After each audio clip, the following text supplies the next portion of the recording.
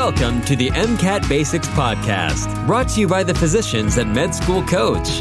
Each week, Sam Smith breaks down high-yield MCAT topics so you can score as high as possible on test day.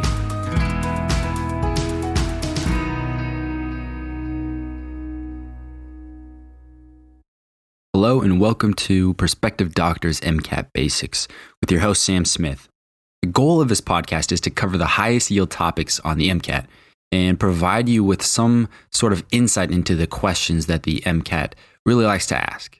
This podcast covers work and energy. I'll start by talking about work, including topics like the mathematical and conceptual definitions of work, the sign convention of work. I'll talk a little bit about mechanical advantage and also path dependency. Then I'll get into energy. And in the energy section of this podcast, I'll talk about the general definition of energy. I'll compare and contrast energy and work. And I'll talk about the different types of energy. That includes kinetic energy, potential energy, thermal energy, and total mechanical energy. Then I'll talk last about energy transfer, specifically heat transfer, which there are three types of. That is convection, conduction, and radiation. And this material will show up on one of the four MCAT sections. That is the physics chemistry section. This is all physics, so this is like half of one of the sections. And I hope you find this podcast helpful in your studies, and good luck as you prepare for the MCAT.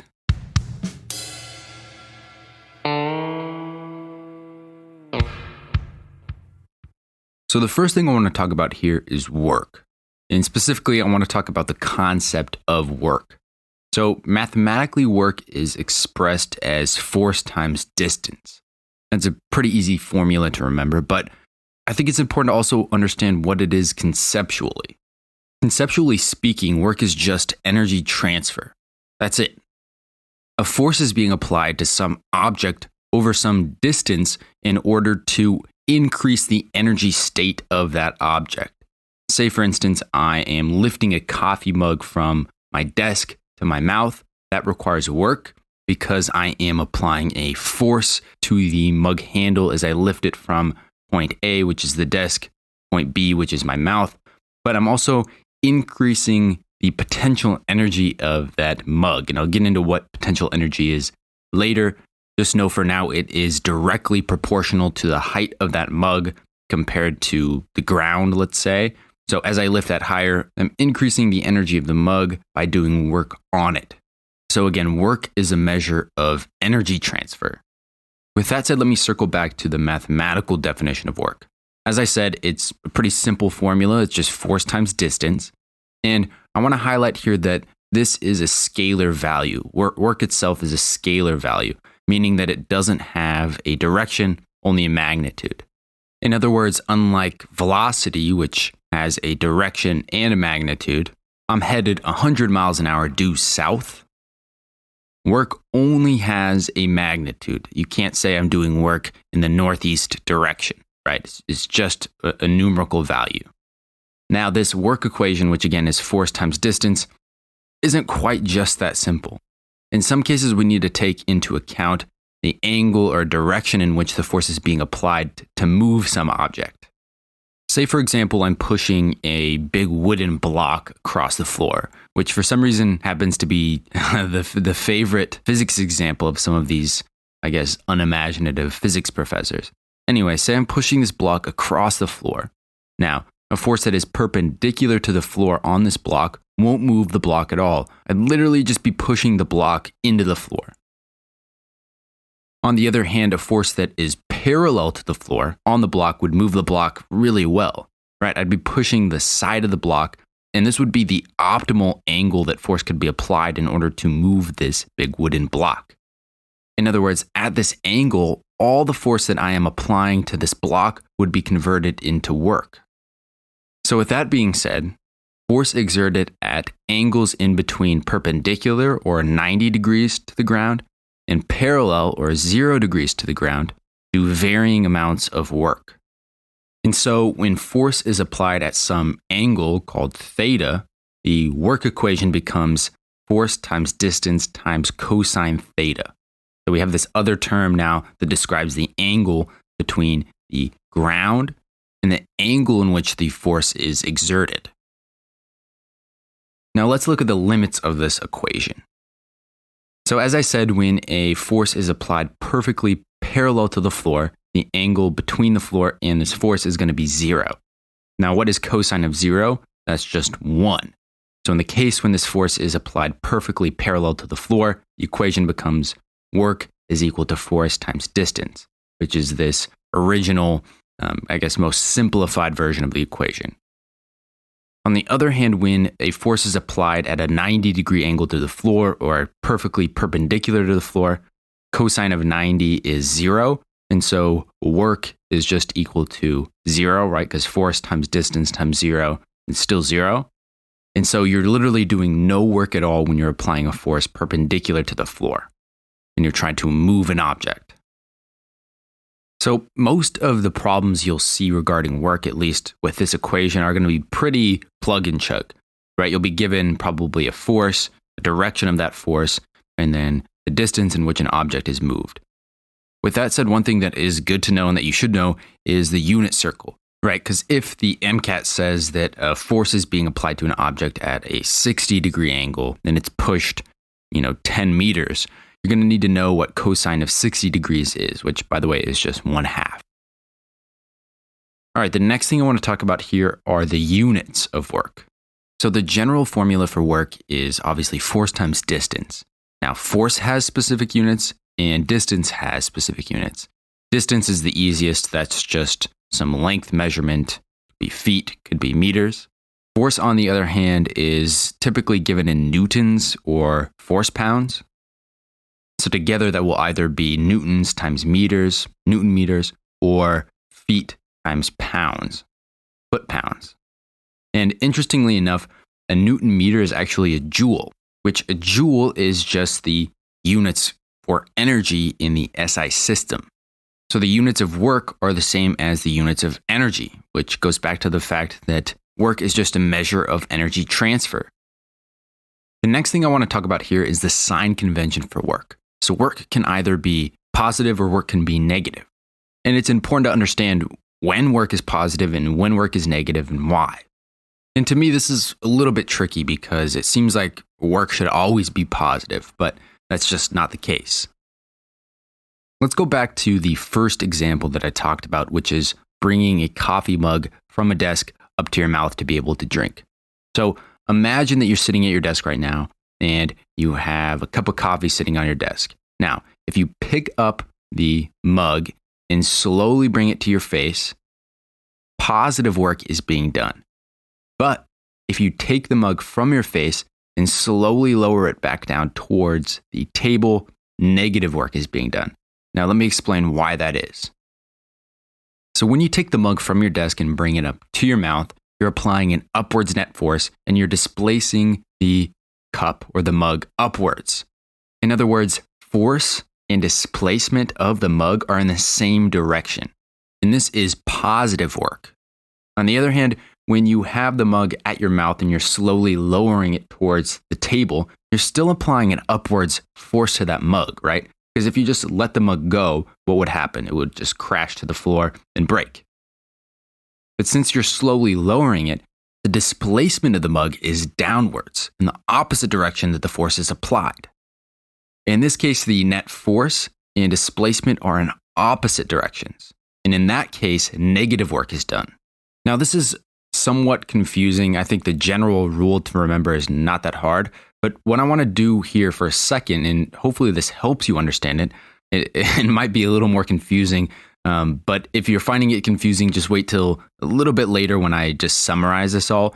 But what I want to do first is I want to compare and contrast the sign convention of mechanical work with the sign convention of thermodynamic work. And maybe that will help you kind of see some of the differences and similarities and maybe help you understand this sign convention a little bit better. Okay, so thermodynamic work describes energy transfer between systems. It's a generalization of mechanical work, which is this displacing an object using a force that I've already been talking about.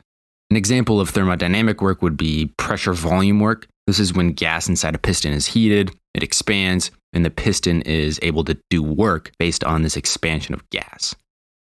Now, for thermodynamic work, if work is done on the system, its sign is positive since the system is gaining energy. On the other hand, if work is done by the system, its sign is negative, and this essentially means that the system is losing energy. So let me try to apply that definition to this coffee cup example. In this case, the coffee cup is the system.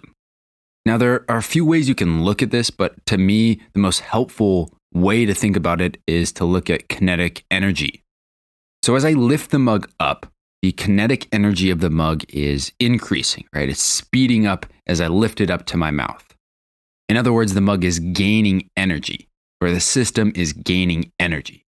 And again, in that case, the sign of the work is positive. Now, when I lower the mug down, it's decelerating as I get closer and closer to the table, and therefore the change in kinetic energy is negative. The mug is slowing down. As a result, you can think about the mug as losing energy during this movement. Hence, the work is negative. The system is losing energy. So with that said, hopefully this was somewhat helpful in helping you understand sign conventions of work. If you're more confused by that little bit, just remember this one rule. If the applied force on an object and its displacement are in the same direction, then the work is positive. If the applied force on the object and its displacement are in opposite directions, that work is negative. Now, one thing I mentioned in the earlier mug example was kinetic energy. And kinetic energy is really tied to work. In fact, there is a theorem called the work kinetic energy theorem that describes this relationship, and that's what I want to talk about next. Kinetic energy is the energy associated with a moving object, and it's equal to 1/2 mv squared, where m is the mass of the moving object and v is the object's velocity. Okay, so how are kinetic energy and work connected, you ask? Well, let me go back to one of my hobbies that I talked about earlier, which is pushing big wooden blocks across the floor. So the block is initially sitting in my kitchen and it's at a standstill. But as I start to push it towards my living room, it will begin to move, and it will move with some velocity. And so we can think about the work that I'm doing pushing this block as altering the velocity and thus changing the kinetic energy of the block. So mathematically and conceptually, work done on an object by a net force is equal to the change in the object's kinetic energy. In other words, if I'm pushing a block of wood from my kitchen to my living room, the work done on that block would be the final kinetic energy minus the initial kinetic energy, or the kinetic energy of the block in the living room as it's moving, minus the kinetic energy it had in the kitchen when it was at a standstill, which, by the way, is 0. Now, other than work causes an object to move, what does this equation or what does this theorem tell us? Why should you give a shit? Well, most importantly, it says that if an object is moving at a constant velocity, then no work is done to the object, right? If the kinetic energy at the final point is equal to the kinetic energy at the initial point, i.e., they have the same velocities, then work is going to be equal to 0. Let me give you a real-life example just to illustrate this principle. Say I'm on a skating rink when I see a Zamboni coming right for me. If you're not familiar with a Zamboni, I'm honestly not sure what it does. I think it lays down ice on the skating rink. Anyways, it looks like this big car or tractor that rides around the ice. And what I want to try to do to the Zamboni as it comes towards me is I want to try to slow it down. And so in order to slow it down, I'm going to try to kind of brace against it as it runs into me. However, when I do this, it doesn't slow down one bit. Instead, I'm being pushed by the Zamboni now, and I didn't do anything to slow it down. So in this case, I exerted a force on the Zamboni, right? I pushed as hard as I could against it. However, its speed never changed. So the work kinetic energy theorem would say that I did no work on the Zamboni since I didn't slow it down at all.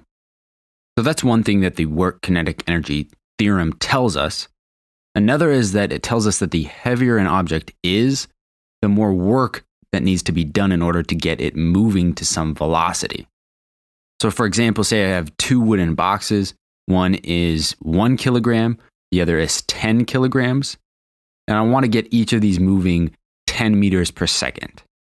It would take me 10 times the amount of work to get the heavier box moving to the same velocity as the smaller box. So that's kind of interesting. The heavier an object, the more work that needs to be done to get that object up to a certain speed. So overall, the work kinetic energy theorem says that the net work done on an object is equal to the change in that object's kinetic energy. The next thing I want to talk about here is path dependent versus path independent work. And if you're like, what the hell does that even mean? Let me start with this. Path dependent variables are variables in which the path between 2 points that an object takes matters for that variable. Now take, for example, friction. So friction exerts a normal force when I push a wooden block around my house, again, in my free time for fun. Friction essentially converts kinetic energy to thermal energy, which we are basically losing. Now, if I push the block from my kitchen to my living room in a straight line, I'll lose less energy than if I did several loops around the kitchen and then zigzag to the living room. And that's just because the whole time I'm pushing this block, no matter the direction I'm going, friction is exerting a force and I'm losing energy because of it. In other words, the path I take between 2 points matters for friction. For path independent variables, on the other hand, the path an object takes between 2 points doesn't matter. Take, for example, gravitational potential energy. So say I'm driving from Colorado Springs to the top of a local 14er called Pikes Peak. It doesn't matter if I drive from Colorado Springs directly to the top of the peak or from Colorado Springs out to California, then up to the top of the peak. Either way, the change in gravitational potential energy is the same. It's just proportional to my change in elevation from Colorado Springs to Pikes Peak. In other words, the path I take from Colorado Springs to the top of the peak doesn't matter. And again, that's only for gravitational potential energy because it is a path-independent variable. In this example, if we talk about friction, which again is path-dependent, the answer would be different. All right, with that said, let me get back to work. So is work a path-independent or path-dependent variable? And the answer is that it is both. It depends on what type of force is being applied to an object to move it. For a non-conservative force, which is a force that essentially leaks energy, like friction, energy is lost as you push the wooden block around. Remember, friction is a normal force that opposes the movement of an object. And so work that is done by a non-conservative force is path-dependent. However, for conservative forces that don't leak energy, like gravity, result in work that is path-independent.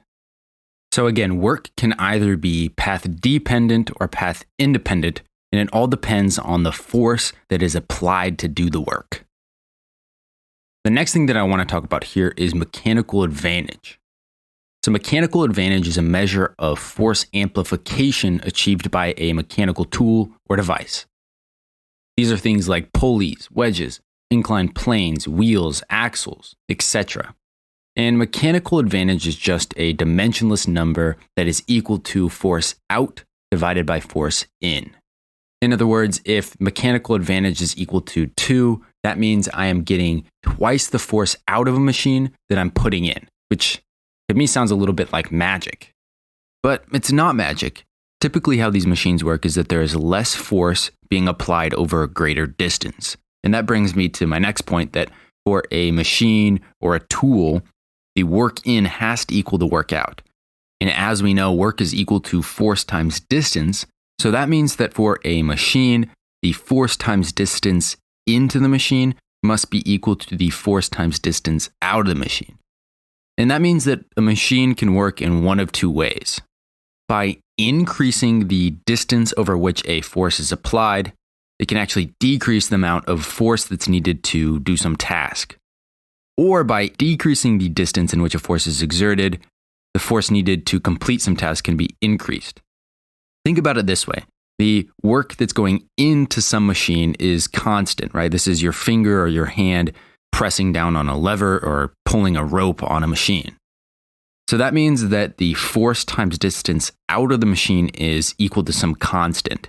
So that means that when I increase the distance the force is exerted, I have to decrease the amount of force that's needed.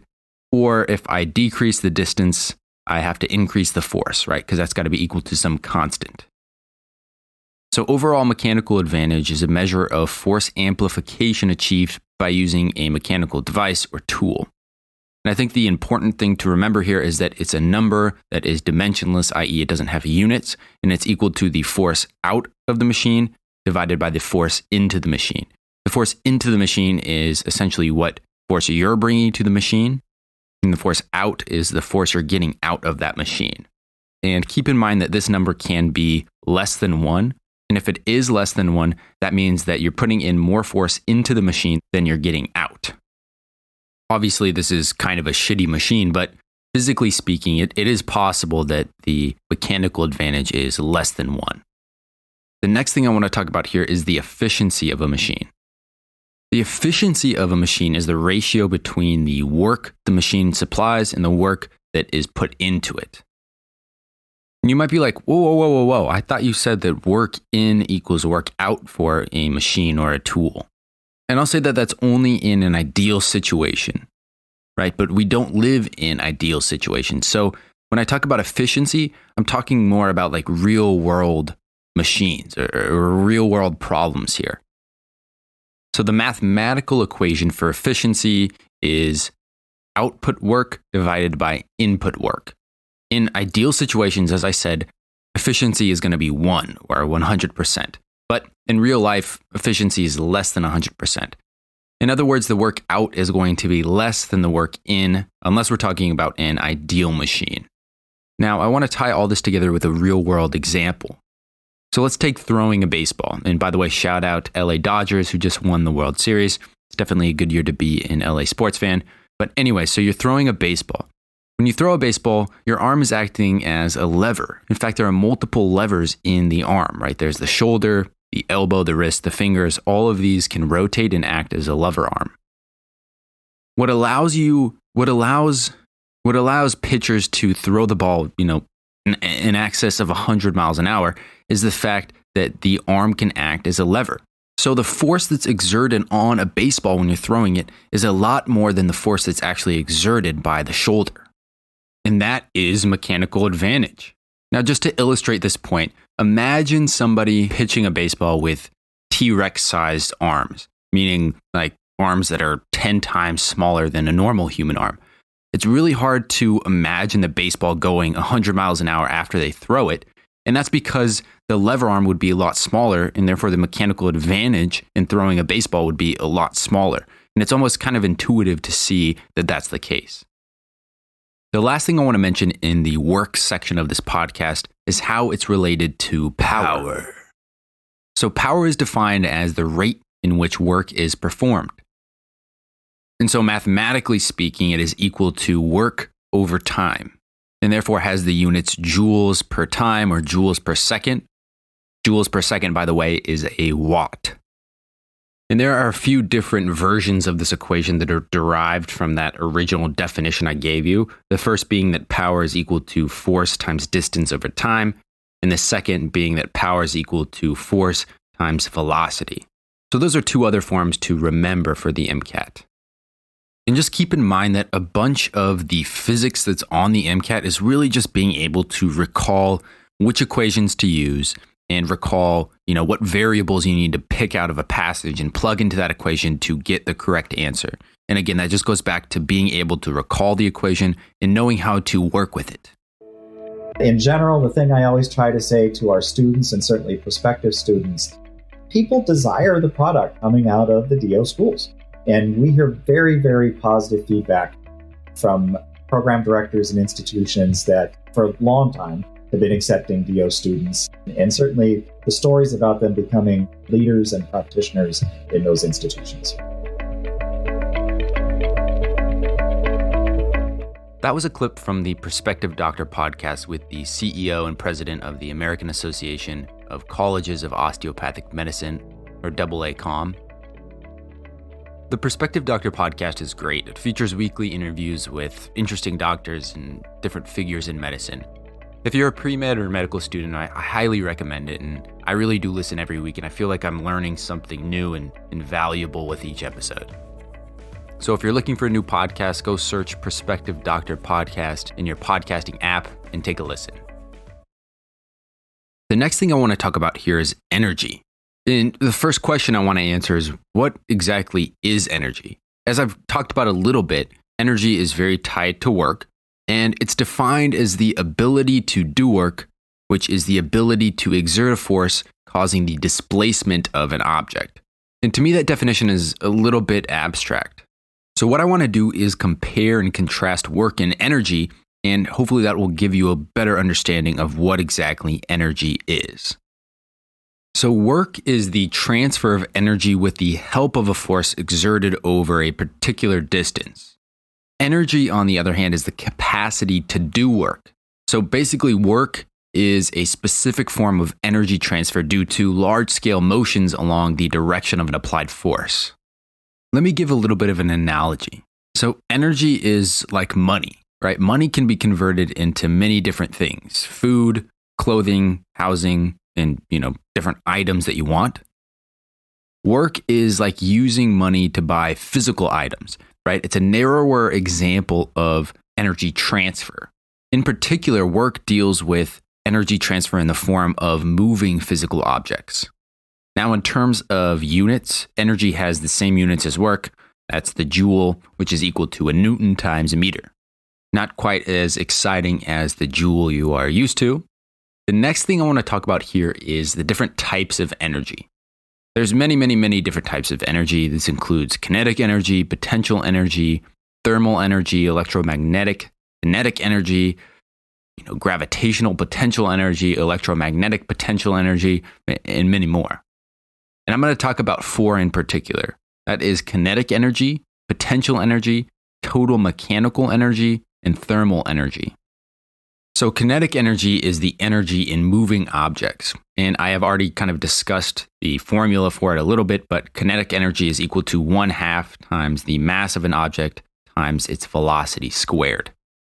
In other words, the faster an object moves, or the heavier it is, the more kinetic energy it has.